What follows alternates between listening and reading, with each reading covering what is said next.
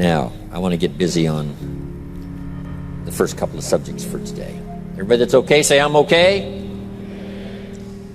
Here's the first subject that I've found so interesting. I want to share it with you. Then I want to talk about personal development, the subject that I started listening to age 25 that revolutionized my whole life, from my mentor, Mr. Earl Schoaf. Here's an interesting subject. Just jot it down now. It's called enlightened self-interest. Enlightened self-interest. It's a fascinating study to study the idea of self-interest. But just make this note, all of us, have self-interest. The key is for it to be enlightened so that everybody wins and no one loses. Our first interest is to survive. What does it take to survive? Our second interest is to succeed. What does it take to succeed? What does it take for me personally to survive and to succeed? Can I legitimately be interested enough in the things that help me both succeed and survive? And here's what I discovered. The answer is yes. It's possible to exercise self-interest, but to do it in such a way that no one loses, everyone benefits. Key phrase. Life was not designed to give us what we need. Life was designed to give us what we deserve. We do not reap a harvest in the fall because we need it. We reap a harvest in the fall because we deserve it. Not necessarily from a moral standpoint. Of course, there are some moral laws as well, spiritual and moral laws. But just the basic laws that simply say if you wish to reap, you must plant. So jot this down. Reaping is reserved for the planters. And the reason they reap is because they deserve it. They're the planters. They deserve to reap. Interesting Bible phrase that says, if you keep knocking, you'll find open doors. Good phrase to jot down. If you keep knocking, you'll find open doors. Doors of opportunity. Doors of a chance to meet someone. Doors open for association. Doors open to find someone special. Doors open to find a unique business colleague. If you keep knocking, the phrase says, doors of opportunity are open to those who continually knock. So we don't find open doors of opportunity because we need them. We find them because we deserve them.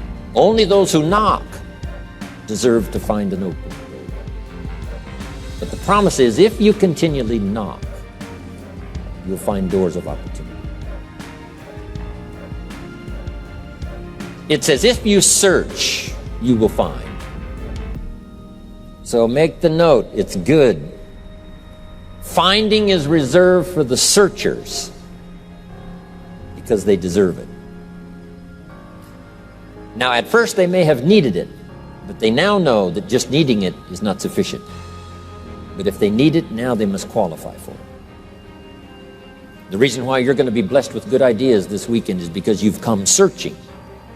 You've gotten on an airplane to come searching. You got in your automobile to come searching. You got here searching. Now you're ready to receive. And for those who search, they will find answers. They will find plans, imagination to stir yourself into action for future benefit. So if you search, to find a good idea, you must go looking and searching. You've got to go to church. You've got to go to class. You've got to go to the seminar. You've got to go to the library. You've got to go to the books if you wish to find. Rarely does a good idea interrupt you. Rarely. But if you will search, you will find. So we get not what we need, but we get what we deserve. It says if you ask, someone has an answer. If you keep asking, the answers belong to you, because by virtue of asking, you have qualified. So we don't get what we need, we get what we deserve. The mother on welfare should be taught in some small manner that hopefully she can begin deserving the welfare check. Not getting it because she needs it, but now starting to get it because she deserves it. If the welfare worker says to Mary, Mary, I brought a bucket of paint and a paintbrush, and the next time I come, if the door is painted and the fence here in front is painted, I give you the check for $450. Not that painting the door and painting the fence is worth $450. It's not worth that much, but it is the beginning of the process. So make that note. I want to begin the process of deserving. What would that be? What process should I begin engaging in to deserve good health, to deserve a good relationship, to deserve prosperity, to deserve an enterprise, to deserve the opportunity to build a city? What must I do to begin the process of deserving? So now the welfare worker comes back and the door is painted and the fence is painted, and now Mary gets the $450 to help take care of her children, not because she needs it, but because she's beginning to deserve it. Then the welfare worker thinks of some other project. She said, Mary, if these weeds are gone and this little garden is cultivated, when I come back, now that the door is painted and the fence is painted, if the weeds are gone and this little garden is cultivated, you get the $450. And step by step, a new life is emerging, learning the process of deserving it, not just needing.